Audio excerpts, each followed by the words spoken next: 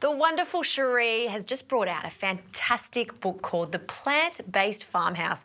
You not only have a beautiful farmhouse, but you develop the most incredible recipes, just like this one, ricotta, but without cow's milk. Without cow's milk. So this is like a whole food version of ricotta. There's no waste, which is great. So we get all of the goodness of almonds is the hero, and some coconut cream, not milk, coconut cream, and probiotics. So probiotics ferment this, and then not only great for our gut, but actually set the cheese. This is very interesting indeed. You're going to love this. Yes, I think this is going to be a regular. I can see it in her eyes. Okay, so let's strain these. Okay. We've had the almonds soaking overnight.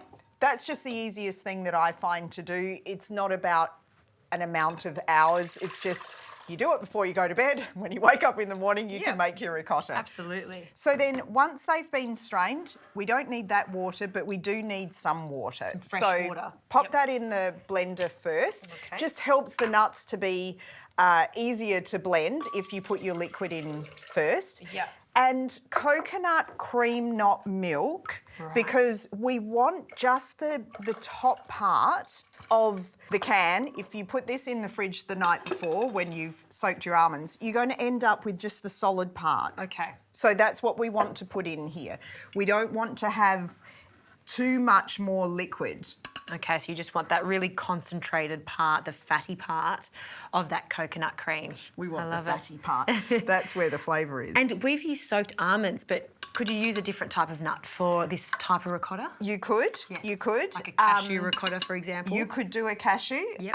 I like almonds because being South Australian, we have fantastic almonds in South Australia, so I try and utilise those. Yeah. Okay, so we can put everything in except our probiotics. So there's some salt. This has been measured out when you're making a particular ricotta like this, So this is 8 grams of salt. It may sound like it's a lot, but we're making a lot of ricotta here. This will end up giving you about 900 grams of ricotta. Great. Yeah. Okay. So blitz that. Blitz away.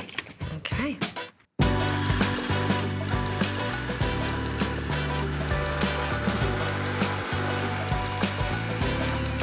Okay, great. Split one of these probiotics, pop the powder in there, not the capsule. Okay. And give it one more blitz. Easy. Another quick blend and it's done. Yes, please.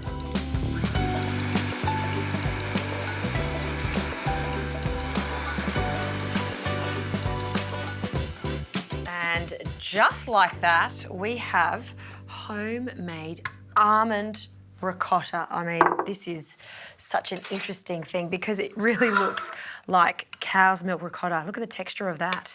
So that needs to ferment. Okay. So once it's fermented for 24 hours, don't take it past that point, but then that gives the probiotics their chance to work. Yep. And you end up, see how that's more set? Yes, absolutely. So the culture of the probiotics helps to set that. Do you want to have a little I do want to have a taste tasty of this. taste? It really looks like the original one. It's gorgeous, isn't it? I'll give you one of those. Thank you, ma'am.